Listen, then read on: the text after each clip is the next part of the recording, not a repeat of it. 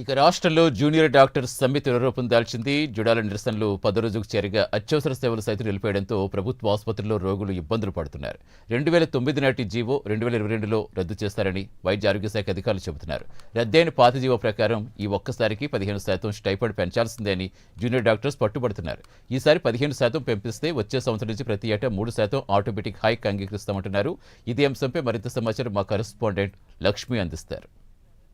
ప్రస్తుతం మనం విజయవాడ ప్రభుత్వ హాస్పిటల్ వద్ద ఉన్నాము. జూనియర్ డాక్టర్ల సమ్మె ఈ రోజుతో 10వ రోజుకు చేరుకుంది. ప్రధానంగా వీళ్ళంతా ఒకటే డిమాండ్ చేస్తున్నారు. మొదటి రోజు నుంచి ఇప్పటి వరకు ప్రధానంగా ఒకటే, స్టైఫండ్ 15%కి పెంచాలి. అప్పటి వరకు తమ నిరసనలు ఆందోళనలు శాంతియుత పద్ధతిలో కొనసాగిస్తూనే ఉంటామని చెప్తున్నారు. 2 రోజుల నుంచి కూడా అత్యవసర సేవలు సైతం వీళ్ళు బహిష్కరించి మరి నిరసన కార్యక్రమాల్లో పాల్గొంటున్న పరిస్థితి. మనతో మాట్లాడేందుకు మంది జూనియర్ డాక్టర్స్ ఉన్నారు. వారితో మాట్లాడండి. చెప్పండి, ఈ రోజు వినూత్న రీతిలో కళ్ళకు గంతలు కట్టుకుని మరి చేస్తున్నారు. దీని ముఖ్య ఉద్దేశం ఏంటంటారు? నా పేరు మెహర్ అండి, సీనియర్ రెసిడెంట్. ఇవాళ వినూత్న రీతిలో కళ్ళకి గంటలు కట్టుకున్నాము అంటే దానికి ఒక రీజన్ ఉందండి. ఏంటి అంటే పేషెంట్ కేర్ అనేది బాగా తగ్గిపోయింది. పేషెంట్లు పడే ఇబ్బంది, ప్రభుత్వం మా పట్ల చూపే నిర్లక్ష్యం, ఇవి రెండు మేము చూడలేక కళ్ళకి గంటలు కట్టుకోవాల్సి వచ్చింది. ఇవాళ 10వ రోజు అండి, స్ట్రైక్ 10వ రోజు. 10వ రోజు అయినా సరే మాకు గవర్నమెంట్ నుంచి ఎటువంటి పాజిటివ్ రెస్పాన్స్ అనేది రాలేదు. ఇంకా ఏంటి అంటే మమ్మల్ని పట్టించుకోక మా పట్ల నిర్లక్ష్యం చూపించి గవర్నమెంట్ ఆల్టర్నేట్స్ అనేది వెతుకుతున్నారండి. ఆల్టర్నేట్స్ అంటే ఏంటి అంటే ఎంఎస్సీ పిహెచ్డి క్యాండిడేట్స్ని తీసుకొచ్చి క్యాజువాలిటీలో సేవలు చేయించుకోవడం, వాళ్ళ చేత హాస్పిటల్స్లో వాళ్ళని నియమించడం. ఇలా చేయడం వల్ల ఏంటి అంటే పేషెంట్ కేర్ అనేది వాళ్ళు ఏమనుకుంటున్నారు, డెఫిసిట్ని మేము ఇలా కవర్ చేస్తున్నాం అనుకుంటున్నారు. కానీ అలా కాదండి. మేము చేయకపోవడం వల్ల ఎంతైతే డెఫిసిట్ ఉంటుందో వాళ్ళు చేసినా సరే అంతే రిస్క్ ఉంటుంది. సో ప్రస్తుతానికి గవర్నమెంట్ ఏంటి అంటే ఇప్పటికైనా సరే కళ్ళు తెరిచి మమ్మల్ని చర్చలకి పిలిచి మా బాధలు మా ఇబ్బందులు అర్థం చేసుకొని మాకు రావాల్సిన మా హక్కు అంటే మా స్టైఫండ్, మా హైకు మాకు ఇప్పించాలని. చెప్పండి, ప్రధానంగా చాలా మంది రోగులు కూడా ప్రభుత్వ హాస్పిటల్లో ఇబ్బందులు పడుతున్న పరిస్థితి కనిపిస్తూ ఉంది. అయినా సరే మీరు మాత్రం మీ పట్టుదల మీద మీరున్నారు. గవర్నమెంట్ నుంచి ఎలాంటి స్పందన కూడా రావట్లేదు. ఏం చెప్పదలుచుకుంటున్నారు? అంటే ఇప్పుడు 10వ రోజు అవుతుంది, డేస్ కూడా డబుల్ డిజిట్స్లోకి వచ్చాయి. ఇంకా వాళ్ళు సింగిల్ డిజిట్ ఇదే అంటున్నారు. అది చాలా ఇబ్బందికరంగా ఉంది. ఎందుకంటే 3% అనేది చాలా చిన్న మొత్తం అండి.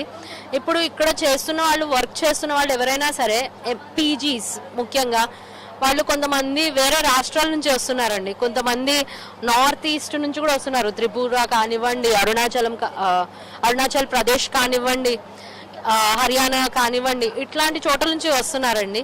వాళ్ళ హోమ్ టౌన్లో వాళ్ళకి ఛాన్స్ ఉన్నా కూడా ఇక్కడ ఎడ్యుకేషన్ బాగుంటుంది, ఇక్కడ సేఫ్టీ బాగుంటుంది అని వేరియస్ రీజన్స్తో వస్తున్నారు.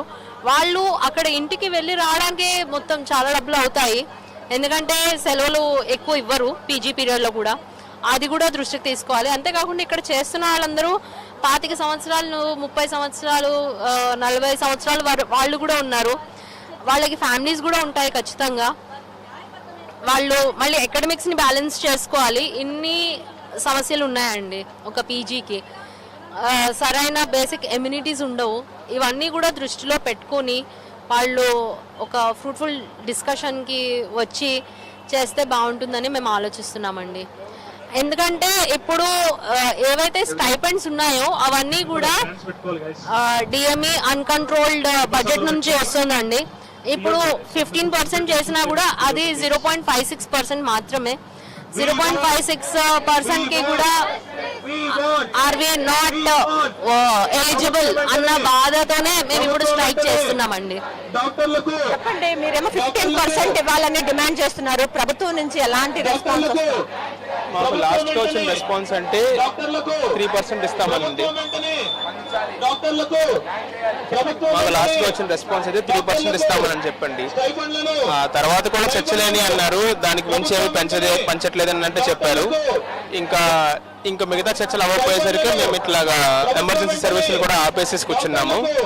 వాళ్ళు ఒకవేళ మేము అడిగేదానికి దగ్గరలోకి కానీ 15% అంటే 15 లేదంటే ఆ దగ్గరలో కానీ వచ్చారు అంటే మేము ఏదైనా ఆలోచించి మా పై వాళ్ళతో కూడా మాట్లాడి దాన్ని బట్టి మేము డిసైడ్ చేద్దామని ఆలోచిస్తున్నామండి. మీరు ఆందోళన చేయటం వల్ల రోగులు కూడా ఇబ్బందులు పడుతూ ఉన్నారు. అయినప్పటికీ మీరు సమ్మె విరమించే ఉద్దేశం లేదంటారా? రోగులు పడుతున్న ఇబ్బంది అది చూడలేకే అండి మేము ఇలా ఇవాళ అనుకున్న కళ్ళకు గంతలు కట్టుకుంది. రోగులు పడుతున్న ఇబ్బంది చూడలేకేనండి. కానీ రోగులే కాదు, మేము పడుతున్న ఇబ్బందులు కూడా ఉంటాయి. అవి గవర్నమెంట్కి తెలియాలనే మేము ఇంకా ఈ సమ్మెను విరమించట్లేదండి. ప్రభుత్వంతో జరుపుతున్న చర్చలు ఎక్కడ దాకా వచ్చాయి, అసలు ఏంటంటే? ప్రభుత్వం వైపు నుంచి అయితే మాత్రం సరైన స్పందన అయితే రావట్లేదండి. మేము అడిగింది అయితే 15%, కానీ వాళ్ళు ఇప్పటిదాకా ఏంటంటే 3% అలాగిస్తామని చెప్పారు. కానీ అది కూడా సరైన చర్చ అయితే ఇంతవరకు జరగలేదు. మేము కోరుతున్నది ఏంటి అంటే రోగులు ఇబ్బందులు పడుతున్నారు, మేము ఇబ్బందులు పడుతున్నాము, మాకు ఇష్టం లేదు రోగులు ఇబ్బందులు పడుతున్నారు అని. కానీ తప్పనిసరి పరిస్థితుల్లో మేము ఇలా సమ్మెకి దిగని తప్పనిసరి పరిస్థితి కాబట్టి వీలైన తొందరగా గవర్నమెంట్ మాతో చర్చలు జరపాలి. మేము అడుగుతున్న 15% హైక్ అనేది కూడా ఒక డిఎంఈ సంవత్సరపు బడ్జెట్లో అది కేవలం 0.56% మాత్రమేనండి. అది కూడా అన్కంట్రోల్డ్ ఫండ్స్ నుంచి అలొకేట్ చేస్తారు.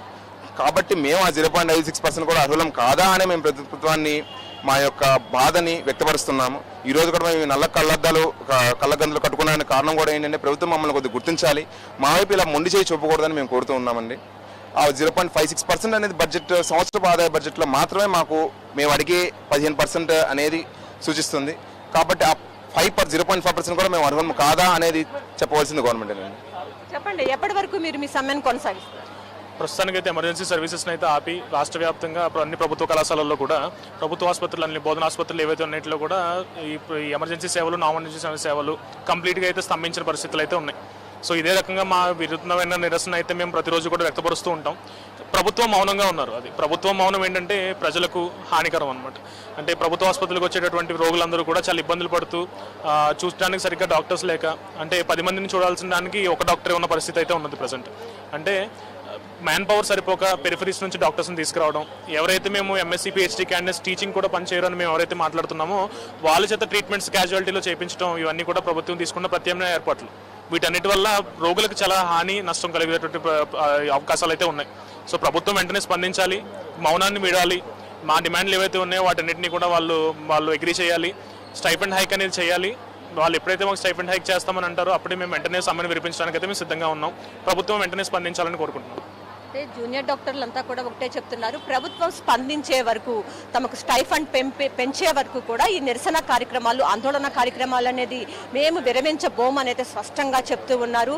ఇప్పటికే రోగులు ఇబ్బందులు పడుతున్నారు కాబట్టి ప్రభుత్వం దాన్ని దృష్టిలో పెట్టుకుని ప్రత్యామ్నాయ మార్గాలను వెతకడం కాకోకుండా తమ న్యాయమైనటువంటి డిమాండ్లను పరిష్కరించాలని చెప్పైతే జూనియర్ డాక్టర్లంతా ముక్త కంఠంతో కోరుకుంటున్నారు. ఇది ఇక్కడ ఉన్న పరిస్థితి. కెమెరా పర్సన్ కిషోర్తో లక్ష్మి, ప్రైమ్9 న్యూస్, విజయవాడ.